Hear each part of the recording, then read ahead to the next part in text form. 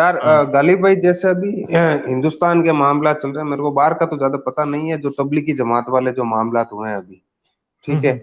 तो अभी मेरे खुद के होम टाउन में, क्या मेरे से सिर्फ 1.5 या 2 किलोमीटर दूर ऐसा हुआ कि कल शाम को कोई संदिग्ध था कोरोना का। तो वहां पर उसकी मेडिकल टीम गई थी एडमिनिस्ट्रेशन की, और उसके साथ में मारपीट हुई। फिर जिन्होंने मारपीट की उनके रासुका लग गई, उनके ऊपर मुकदमा दर्ज कर लिया। और रासुका में क्या होता है कि वो 1 1.5 साल जमानत नहीं होती है, ठीक है। अच्छा। तो अब जो तबलीगी जमात वाला जो मामला हो गया वो तो हो गया, ठीक है। उससे जितना नाम खराब होना था और लोगों का नाम खराब हो गया।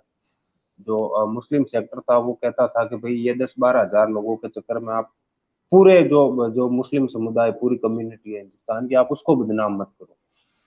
लेकिन अब ये जो मामला हो रहे हैं लगातार, जब से ये जमात वाला मामला हो उसके बाद से इंडिया के अंदर जो ऑन रिकॉर्ड जो केसेज हुए हैं वो 22 22 23 केसेज ऐसे हो गए हैं जिसमें या तो पुलिस वालों पे या डॉक्टरों के ऊपर पथराव हुए हैं, लाठीचार्ज हुए हैं, लोग जा नहीं रहे उनके साथ में मारपीट कर रहे हैं, ठीक है। आप जैसे आपने एक बार पूछा था जो मुस्लिम हेट्रेड आफ्टर कोरोना वो हिंदुस्तान में होगी या नहीं होगी, उससे अगर मैं इस चीज को रिलेट करूं तो ये इनके दिमाग में कौन सी मेंटलिटी ऐसी इनके दिमाग में घर कर गई है कि जब इनको पता है कि हमारे साथ में जमात वाला मामला होने के बाद में जो दूसरी कम्युनिटीज है वो हमारे साथ में ये कोरोना निकलने के बाद में काफी कुछ गलत कर सकती है, उसके बावजूद ये एडमिनिस्ट्रेशन पुलिस वालों पे, डॉक्टरों पे लाठीचार्ज, पत्थर फेंकने, ये इनकी मेंटलिटी समझ मेरे को बिल्कुल नहीं आई है। यार अब मतलब मसला ये है ना कि एक जिदबाजी का माहौल इन्होंने पैदा कर लिया मुसलमानों ने इंडिया में, जहां तक मुझे लगता है। ठीक है, ये मसले इन्होंने जिद बना लिया कि हमने कॉपरेट नहीं करना गवर्नमेंट के साथ। ठीक है, दूसरी बात यह है कि अब ये चीज देखनी पड़ेगी कि वहां पे जो क्वारंटीन करने के लिए लोग जाते हैं वो जब उनसे बात करते हैं तो ये भी देखना पड़ेगा कि ये लोग आगे से कैसे रिस्पॉन्ड करते हैं। ये हो सकता है कि जी ये लोग ये इसको यही समझते हैं कि जी ये हमें कोरोना नहीं है। ठीक है, यहाँ ये कह रहे हैं कि जी हमारी फैमिली के बंदे को हुआ है तो इसका क्या मतलब है कि हमें भी है। ठीक है, अब ये एक चीज है और कहीं ना कहीं मुझे लगता है कि किसी एक कम्युनिटी लेवल पे मुसलमानों में ये चीज एग्जिस्ट कर रही है कि शायद एक लोगों को डराया भी जा रहा हो कि जी ये आपको ले जाके डाल देंगे वहां पे खाम खा। ठीक है, वो उनको एक कोई कॉन्स्पिरेसी थ्योरी चल रही होगी पीछे, जिसको डिस्कवर करना गवर्नमेंट के लिए बहुत जरूरी है इस टाइम के, कि क्या कॉन्स्पिरेसी थ्योरी चल रही है। किसी मौलवी ने, किसी मस्जिद ने, किसी ने कोई ना कोई कॉन्स्पिरेसी थ्योरी चलाई होगी कि जी फलां मुसलमानों को ले जाके फलां जगह पे ले जा रहे हैं जी, औरतों के रेप हो रहे हैं जी, बंदों को मार रहे हैं, ये कर रहे हैं वो कर रहे हैं। कुछ ना कुछ होगा जरूर जो कि बहुत जरूरी है इस टाइम पे फाइंड करना। दूसरी बात है कि इन मौलवियों को लाइन हाजिर करना बहुत जरूरी है। जैसे पाकिस्तान में आज ये काम मुझे लगता है कि आज शुरू हो गया है। इमरान खान ने भी शुरू कर दिया है, वजीर आला सिंध ने भी शुरू कर लिया, क्योंकि मुफ्ती जो मुनीबुर रहमान था पाकिस्तान का, जो मुफ्ती आजम था, उसने ऐलान किया था कि मस्जिद नहीं बंद होगी। आज मैंने सुना है कि उसे वजीर आला सिंध ने बुलाया और उसे वजीर आला सिंध ने कहा है कि भाई आप हमारे मौलवियों ने 2 3 दिन पहले को 12 मौलवी थे, उन्होंने ये बयान दे दिया था कि जी हम मस्जिद नहीं खोलेंगे। ठीक है, तो मुझे ये लग रहा है कि इवन पाकिस्तान में रमजान के दौरान तरावी वगैरह और ये सारा मस्जिदें बंद रहेंगी। ठीक है, इवन के ईद पे भी शायद लॉकडाउन ना हटाया जाए, मुझे लग रहा है, क्योंकि ईद पे मुझे लग रहा है कि ईद पे बहुत ही बुरी सिचुएशन पाकिस्तान में होगी और रमजान के दौरान भी बहुत बुरी सिचुएशन होगी। तो ये चीज जो है गवर्नमेंट को, ये इन मौलवियों को जिस तरह पाकिस्तान ने लाइन हाजिर किया है ना, इनको एक डायलॉग का रास्ता भी खोलना चाहिए इनके साथ, क्योंकि ये याद रखिए कि ऐसा नहीं होगा कि आप इनको बाय फोर्स ही हर बात मनाएं। जहां कहते हैं सीधी उंगली से घी निकला है वहां उंगली टेढ़ी नहीं की जाती। ठीक है, तो अब ये देखना पड़ेगा, डायलॉग का रास्ता किसी ना किसी तरीके इनसे खोलना पड़ेगा और इनको कहना पड़ेगा कि भाई यहाँ मौलवियों को बुला के, जैसे पाकिस्तान में उनको हम लोग मजाकन कह रहे हैं कि सॉफ्टवेयर अपडेट हो गया भाई। मतलब क्या है कि एक दिन एक मौलवी कह रहा था कि जी मस्जिद में हम बाज नहीं आएंगे, हम नमाज कराएंगे, हम इज्तिमा कराएंगे, ये है वो है। उसे बुलाया, उसे रेंजर्स ने या फौज ने या पुलिस ने बुलाया, उसे डराया धमकाया, या कुछ केसेस में ये भी सामने आया कि फैंटी शैंटी लगाई, और उसके बाद उन्होंने कहा कि भाई अब जाओ, अब ये बयान दो, वीडियो रिकॉर्ड बयान करवाया और ट्विटर पे और फेसबुक पे हर जगह गवर्नमेंट ने खुद वायरल किए हैं उनके बयान। ठीक है, क्या देखो जी पहले ये यूं कह रहा था, अब ये यूं कह रहा है। तो फिर एक लिहाज से जब वो यूं दोबारा अपने बिल्कुल ऑपोजिट बयान देते हैं ना, तो उस मौलवी की क्रेडिबिलिटी भी खत्म हो जाती है। तो इस लिहाज से मुझे पता है कि इंडियन गवर्नमेंट के लिए ये करना थोड़ा सा ज्यादा मुश्किल है, क्योंकि उस केस में ये मजलूम बन जाएंगे ना। ठीक है, समझ रहे हो ना मेरी बात, कि मजलूम बन जाएंगे कि भाई हमारे ऊपर गवर्नमेंट ने बड़ा जुल्म किया, ठीक है। मगर पाकिस्तान में एटलीस्ट ये प्रॉब्लम इनको लोग मजलूम नहीं समझते, तो इसलिए जो है ना ये पाकिस्तानी गवर्नमेंट के लिए लेना थोड़ा आसान है। ये बड़ी ट्रिकी सिचुएशन है इंडियन गवर्नमेंट के लिए और इनको करना है। और जितने लोगों के खिलाफ इस तरह का काम करने के लिए केसेस दर्ज हो रहे हैं, इस चीज को मेन स्ट्रीम मीडिया अटेंशन मिलनी चाहिए, ताकि इन लोगों को भी इस बात का डर हो कि अगर हम जो टीम आती है उसके साथ इस तरह का मामला करेंगे तो we are going to have a very long time case और सारा मसला हमारे साथ होगा, तो फिर ये लोग शायद थोड़े से बाज आए, वरना इन्होंने बाज नहीं आना, ठीक है। तो सारे जितने सारे चैनल आपको यूज करने पड़ेंगे, आपको इनको थप्पड़ भी मारना पड़ेगा, आप इनको प्यार भी करना, थप्पड़ और थपकी साथ साथ चलेगी तो फिर ये काम होगा, ठीक है।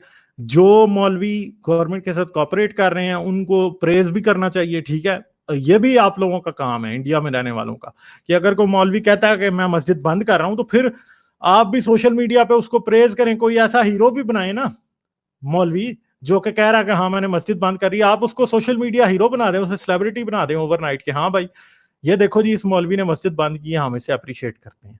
तो इस तरह के भी एग्जांपल्स आपको चाहिए बनाने। तो ये सारी चीजें आप साथ साथ करेंगे तो फिर ये चीज कंट्रोल होगी, वरना ये मसला उधर का उधर ही रहेगा। अगर जिद पे ही चलते रहे तो फिर तो सोल्यूशन नहीं होगा, ठीक है।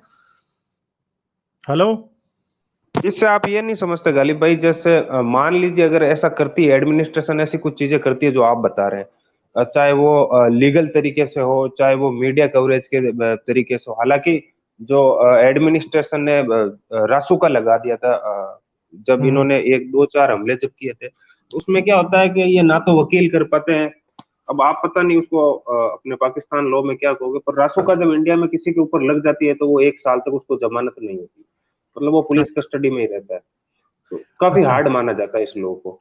तो हाँ, गवर्नमेंट ने ये तकरीबन 15-20 दिन पहले ऐलान कर दिया था कि इस प्रकार का अगर कोई भी कम्युनिटी वाला आदमी ऐसा पकड़ा गया है जो डॉक्टर या पुलिस वालों पे हमले कर रहा है या व्यवस्था बिगाड़ने की कोशिश करता है, तो उस पर रासुका लग जाएगा। फिर मीडिया की कवरेज भी बरोबर थी। लेकिन आपको ये नहीं लगता कि अगर ऐसा करते जाए तो ये जो जो ठेकेदार जो बने हुए बैठते हैं, तो उनके हाथ में एक और चीज आ जाएगी, जैसे वो पिछले में कहते थे कश्मीर में ऐसा हो गया, अयोध्या में ऐसा हो गया, तो उनके हाथ में एक और चिराग लग जाएगा यार कि जब कोरोना का मसला क्या कि गवर्नमेंट ने भी कोरोना के मामले पे इनकी ठेकेदारी जरूर खत्म करनी है, किसी और मामले पे कर ले, बाद में भी मौका आ जाएगा, ठीक है। मसला यह है कि आपने देखना होता है ना कि किधर आपने थप्पड़ मारना, किधर आपने थपकी देनी है, ठीक है। तो ये मसला यह है कि सिचुएशन ऐसी नाजुक है कि अभी इनसे मुठभेड़ करने का फायदा आपको नहीं होगा, नुकसान होगा, ठीक है। इस टाइम पे किसी टाइम गधे को बाप बनाना पड़ता है, ठीक है। तो इस टाइम आपको गधे को बाप बनाना ही पड़ेगा अगर आप चाहते हैं कि सिचुएशन कंट्रोल में आए। तो आपको ये मौलवी नाम के गधों को फिलहाल थोड़ी देर के लिए बाप बनाना पड़ेगा, बाद में इनको फिर कुत्ते बना लो चाहे, ठीक है, वो एक अलग बात है। मगर अभी आपको करना पड़ेगा, आपको एक स्टेट्समैन का रोल इस टाइम प्ले करना पड़ेगा, जो कि मुझे सॉरी टू से नजर आ रहा है फुकदान के। अभी तक मुझे इस बात का नहीं पता चला कि गवर्नमेंट में किसी भी इंडियन गवर्नमेंट में या इंडियन हाउसेस ऑफ पावर में किसी ने भी इनको प्रॉपरली अप्रोच करने की कोशिश की है। और अगर नहीं करेंगे तो उसका नुकसान इंडिया को ओवरऑल होगा। आप ये ना समझें कि सिर्फ नुकसान इनको होगा, ठीक है, ज्यादा इनको होगा मगर दूसरों को भी होगा, ठीक है। तो आपने पॉपुलेशन को बचाना है। ये भी याद रखें कि अगर आपका प्रेसिडेंट है, आपका प्राइम मिनिस्टर है, मुसलमान भी उसका सब्जेक्ट है, हिंदू भी उसका सब्जेक्ट है, यानी उसकी रियाया में मुसलमान भी शामिल है। तो उसने ओथ जो है वो हिंदू को प्रोटेक्ट करने का तो नहीं लिया, उसने तो मुसलमान को भी प्रोटेक्ट करने का लिया है ना। तो फिर उसको चाहे जाके किसी मौलवी के आगे हाथ जोड़ने पड़ते हैं तो इस टाइम जोड़ लेना यार, गधे को बाप बना लें, फिर बाद में देखी जाएगी कि गधे को किधर बांधना है, ठीक है। पहले बाप बना लें, फिर बांधना किधर है वो आपको पता है, ठीक है। तो ये बात तो आपको करनी पड़ेगी। ईगो इस टाइम अगर साइड पे नहीं रखेंगे तो यकीन करेंगे नुकसान सबको होगा। तो जिसने ओथ लिया प्राइम मिनिस्टर का या प्रेसिडेंट का, उसने ओथ ये नहीं लिया कि मैं हिंदू का प्रेसिडेंट हूं या हिंदू का प्राइम मिनिस्टर हूं, उसने ओथ इस चीज का भी लिया कि वो मुसलमान का भी प्राइम मिनिस्टर है, मुसलमान का भी जो है वो प्रेसिडेंट है, और मुसलमान का भी वो डॉक्टर ने भी जिसने हिपोक्रेटिक ओथ लिया, उसके हिपोक्रेटिक ओथ में ये शामिल नहीं है कि वो सिर्फ हिंदुओं को प्रोटेक्शन के लिए है, उसने ये भी लिया कि वो उसने तो इंसान की प्रोटेक्शन की बात की है, ठीक है।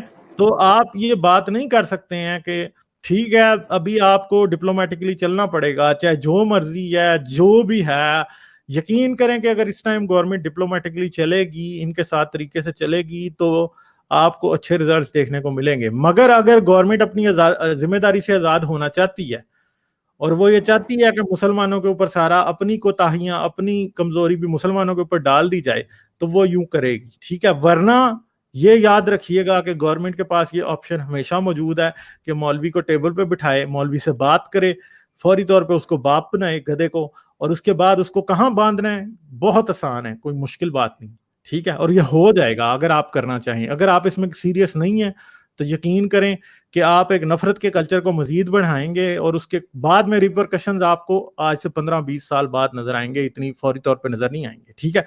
तो ये चीजें हैं और ये एग्जिस्ट करती हैं, मगर बात यह है कि आपने देखना क्या करना है।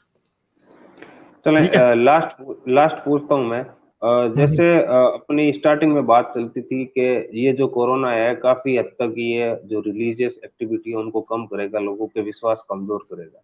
तो जब से कोरोना आया है, पाकिस्तान के भी हालात मैंने देखे हैं, बांग्लादेश, इवन मलेशिया तक के ये जो तबलीगी जमातें वगैरह हो रही है, और इंडिया के अंदर भी ये जो टिकटॉक के ऊपर वीडियोस चल रहे हैं, तो क्या अपन ये मान सकते हैं कि हकीकत में मौलवियों में या इमामों में इनमें थोड़ा सा डर बैठा है, इसलिए ये रिलीजियस एक्टिविटीज को ज्यादा जोर देके करवाते हैं? हाँ, बिल्कुल, एग्जैक्टली, 100% ये डरे हुए हैं इस टाइम। इनको पता कि अगर ये पेंडेमिक गुजर गया और इसके दौरान इन्होंने चीख पुकार ना की तो लोग इनकी मस्जिदों में आना, देखें मौलवी इस टाइम ये डरा हुआ है इस बात से, इवन के डरा हुआ है कि अगर लोग मस्जिद में आना आज छोड़ गए तो हो सकता है लोग हमेशा के लिए मस्जिद में आना छोड़ दें। समझे मेरी बात? और ये याद रखिए, कोरोना 2-3 साल अगर वैक्सीन जब तक नहीं आएगी, ये कोरोना यूं ही चलेगा। ये एक वेव आ जाएगी, दूसरी वेव आ जाएगी, जिस तरह डेंगू से मुसीबत से हम लड़ते रहते हैं ना हर साल, पाकिस्तान, इंडिया, बांग्लादेश, श्रीलंका, इस तरह इससे भी लड़ रहे होंगे। और फिर क्या होगा, यकीन करें लोगों की आदत खत्म हो जाएगी मस्जिद में जाने की, चर्च में जाने की। क्रिश्चियन के लिए तो बड़ा आसान है, पाकिस्तान में इस टाइम क्रिश्चियन ईस्टर गुजरा है ना 12 को, सारी की सारी पाकिस्तान में चर्चेज ने जो कराया है ना मास, वो ऑनलाइन कराई है, टोटल की टोटल, ठीक है। सारी मास ऑनलाइन कराई है।